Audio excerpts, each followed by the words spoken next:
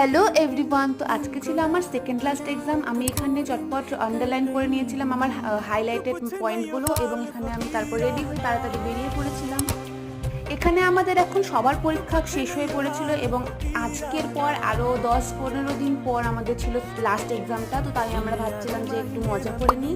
এখানে আমরা দুজন আইসক্রিম খেতে খেতে কিছু ভিডিও শ্যুট করলাম। আর আমরা দুজন যে এত ভালো বন্ধু হয়ে যাব ইউনিভার্সিটি থাকাকালীন ভাবতেই পারিনি। আমরা দুজনে মিলেই এই ইউনিভার্সিটি থেকে পুরো ঘুরছিলাম, কারণ আমরা খুব মিস করবো আমরা কোথায় কোথায় মজা করেছিলাম সেটা দেখে।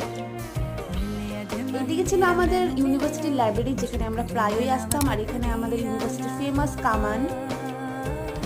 তারপর আমার এই বাসটিকে দেখে মনে হলো যে আমরা তো আর এই ইউনিভার্সিটির বাসে উঠতে পারলাম না, কারণ আমাদের বাড়ি এতটাই সামনে যে এখানে আমাদের প্রয়োজনই হয়নি এই বাসটি। আচ্ছা, আমি আমার ব্লগটি এখানে শেষ করলাম, তো বাই।